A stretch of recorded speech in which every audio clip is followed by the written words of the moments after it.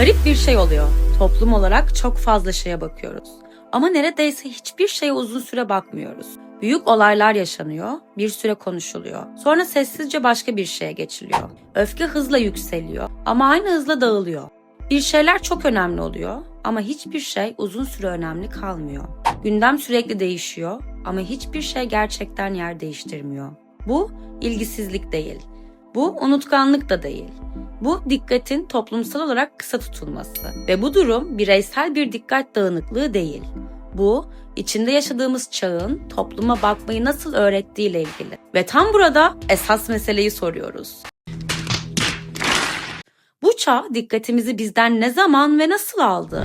Dikkat krizini genelde bireysel bir sorun gibi konuşuyoruz. İnsanlar odaklanamıyor. Kimse bir şey dinlemiyor. Herkes dağıldı. Ama garip olan şu, toplum olarak çok fazla şeye bakıyoruz ama neredeyse hiçbir şeye uzun süre bakmıyoruz. Kaput yani ya. Kaput. Bir mesele ortaya çıkıyor, herkes bakıyor, herkes konuşuyor ama kimse orada kalmıyor. Bir konu önemli sayılıyor ama öncelikli olmuyor. Bir şey gündem oluyor ama hafızaya dönüşmüyor. Bir de sonra herkes unutur çünkü burada öyle bir şey vardır Türkiye'de. Bu bir ilgisizlik değil. Bu dikkatin kısa süreli tutulması. Yani mesele insanların bakmaması değil. Mesele şu, bakmanın artık derinleşememesi.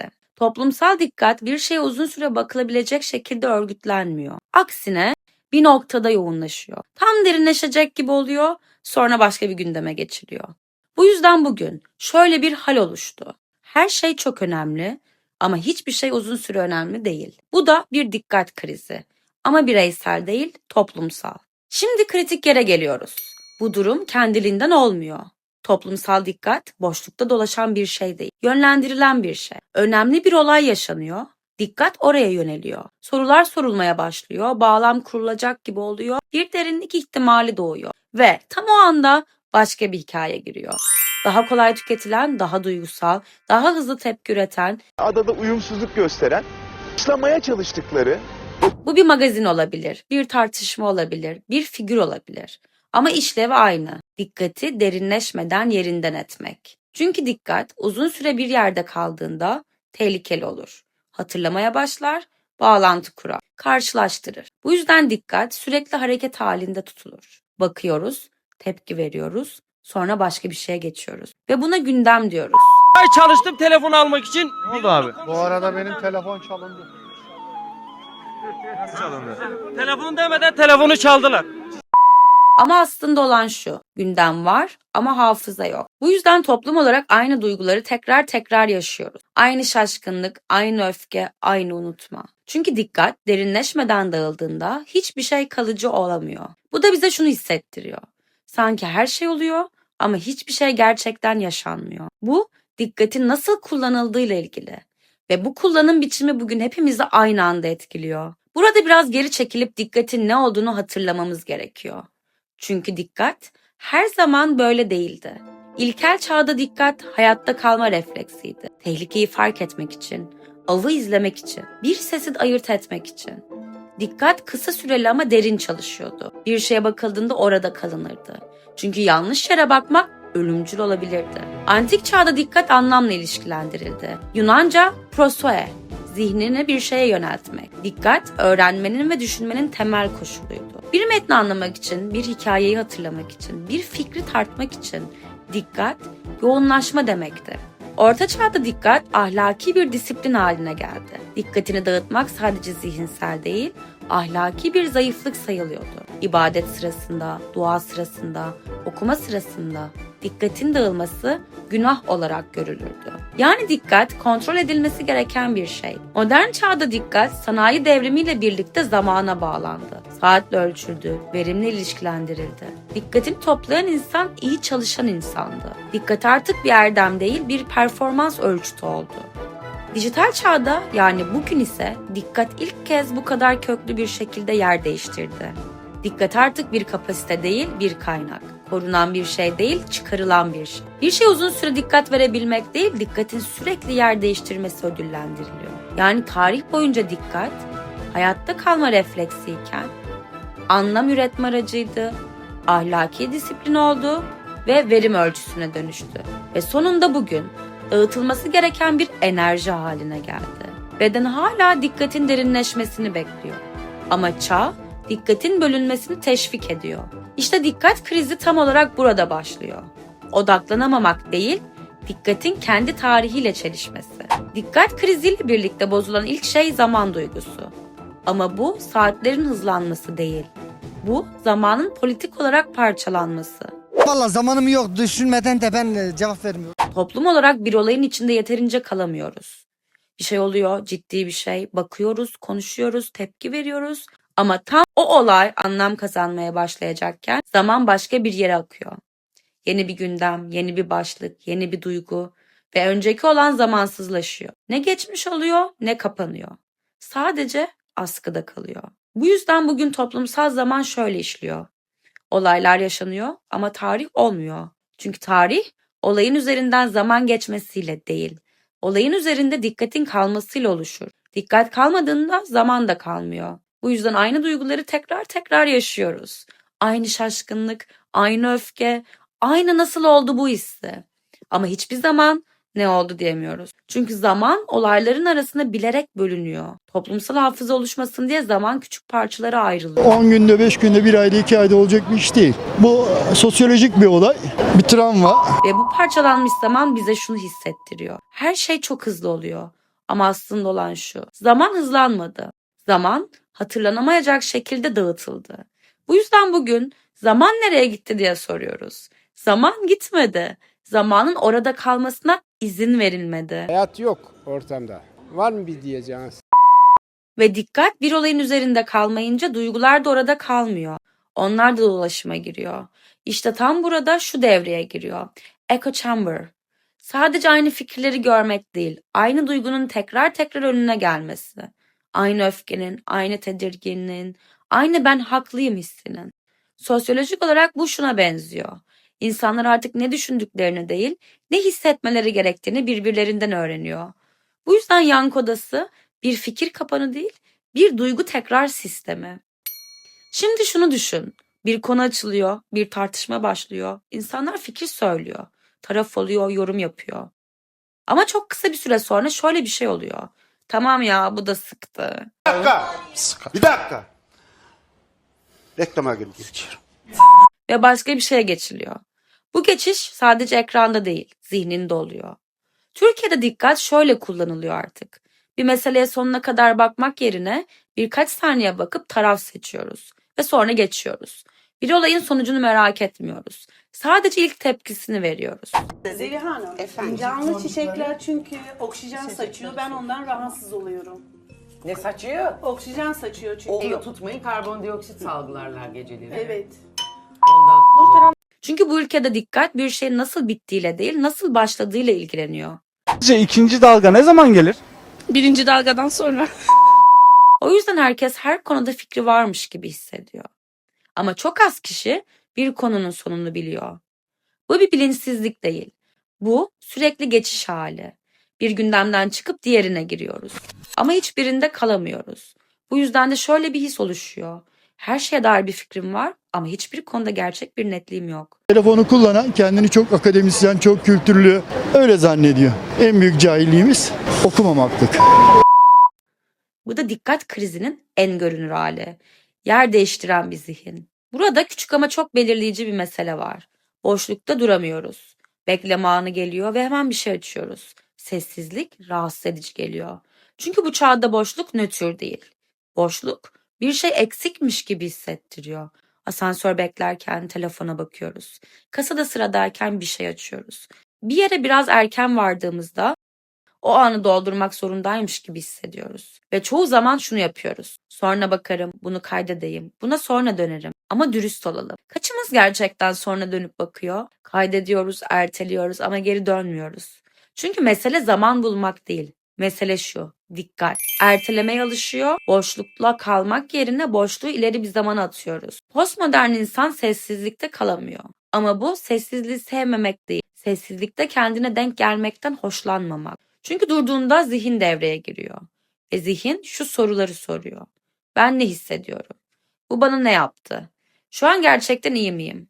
Bu soruların hızlı cevabı yok. Postmodern zihin hızlı cevap ister. Beklemeyi sevmez. Boşlukta kalmayı sevmez. Bir durumu askıda bırakmayı sevmez. O yüzden boşluk dinlenme alanı gibi değil, kapatılması gereken bir açık gibi algılanıyor. Ama ironik yanı şu, sessizlikten kaçtıkça zihin sakinleşmiyor. Tam tersine, sürekli bir şeyle doldurulan zihin hiçbir şeyi sindiremiyor. Bu yüzden bugün çok tanıdık bir hal var. Boş kaldığımızda rahatlamak yerine hafif bir gerginlik hissediyoruz. Çünkü dinlenmek bir şey eklemek değil, bir şeye eklememeyi becerebilmek. Ve bu sandığımızdan çok daha zor bir beceri.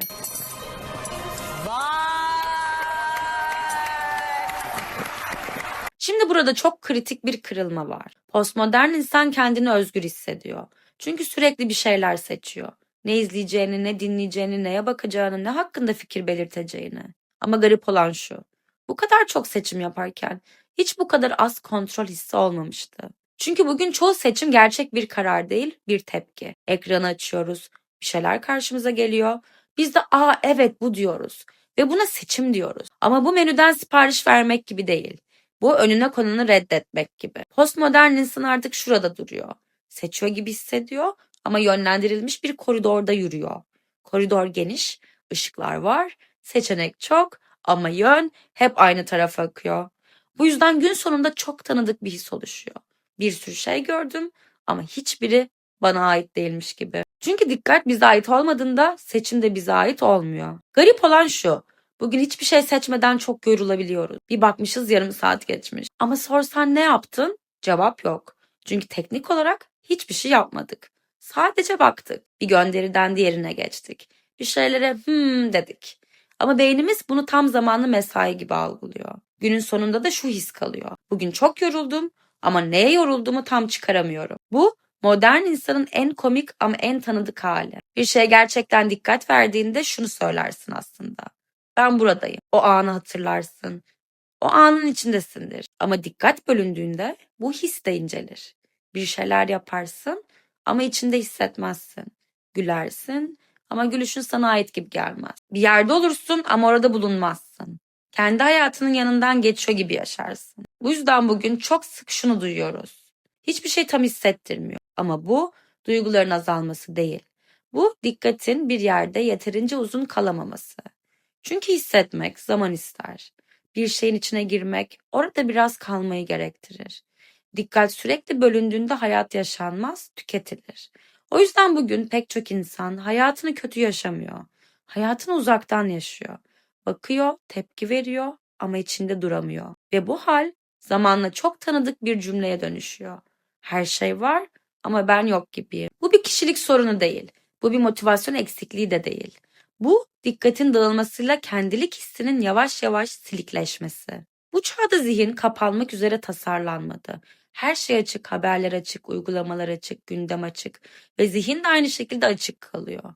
Ama bunun sebebi sadece çok uyaran olması değil. Daha derin bir şey var.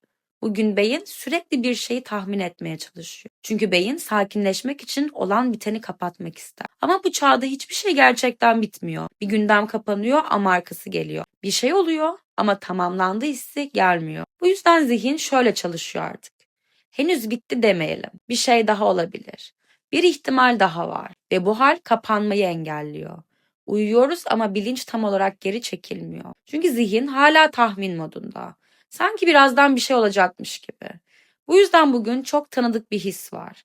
Dinlenmiş değiliz. Ama bitkin de sayılmayız. Sadece hiç resetlenmemiş gibiyiz. Bu uykusuzluk değil, bu tamamlanamayan bilinç hali.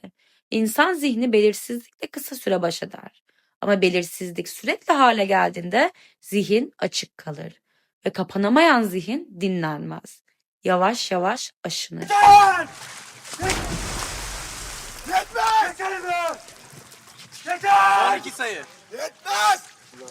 Şimdi çok kısa bir şey yapacağız. Bir egzersiz değil, bir deneme. Önünde bir şeye bak. Herhangi bir şey olabilir. Bir köşe, bir nesne, bir yüzey, bir ekran. Güzel olmasına gerek yok. Anlamlı olmasına da. Şimdi sadece bak. Bakarken ilk fark ettiğin rengi seç. Adını koymak zorunda değilsin. Sadece gör. Sonra aynı şeyin kenarlarına bak. Keskin mi, yumuşak mı, düz mü, dağınık mı? Ve şimdi biraz daha yaklaş. Bu şeye bakarken gözlerin rahat mı? Yoksa hafifçe kasılıyor mu? Şimdi dikkatini gözlerinden bedenine indir. Bu şeye bakarken bedenimde ne oluyor? Nefesim genişliyor mu, daralıyor mu? Omuzlarımda bir hareket var mı? Göğsümde, karnımda küçük bir tepki. Hoşuma mı gidiyor, itiyor mu? Sıkıcı mı, gergin mi? Yoksa hiçbir şey mi? Hiçbir şey de bir cevap. Şimdi ikinci bir şeye bak ve şunu fark et. Bu şeye bakarken bedenin biraz öne mi geliyor? Yoksa geri mi çekiliyor? Yaklaşmak mı istiyor, uzaklaşmak mı? Dikkat tam olarak burada çalışır. Sevdiğimiz şeylerde değil, ilgimizi çeken şeylerde de değil. Yaklaşmak ya da kaçmak istediğimiz şeylerde. Şimdi bakmaya devam et. Ama bakılan şeyi değil, bakmanın sende bıraktığı bedensel izi tut. Ad koyma, yorumlama. Sadece orada kal. Bu küçük an şunu gösterir. Dikkat bir şeye bakmakla ilgili değil. Dikkat bir şeyle temasta kalabilmekle ilgilidir. Bugün zor olan dikkat vermek değil. Zor olan bakarken hissetmeye dayanabilmek. Çünkü his gelince durmak gerekir. Ve bu çağ durmayı sevmiyor. Ama eğer şu an bakılan şeyle ilgili çok küçük bir bedensel tepki yakaladıysan, ister hoş ister rahatsız edici, o tepki şunu söylüyordur. Buradayım. Dikkat bazen uzun sürmez ama gerçek olduğunda iz bırakır. Ve iz bırakan her an zihni değil, hayatı biraz geri çağırır. Çünkü dikkat zorla toplanmaz ama fark edildiğinde yavaş yavaş geri gelir. Dikkat krizi senin kişisel hatan değil ama dikkatinin nasıl yönlendirildiğini görmek senin alanın. Esas mesele de bu çağın görünmez mekanizmalarını her hafta birlikte çözüyoruz. Hissettiğin ama adını koyamadığın şeyler için abone ol. Çünkü bundan sonrası kendimize yaklaşmanın küçük ama gerçek hikayeleri.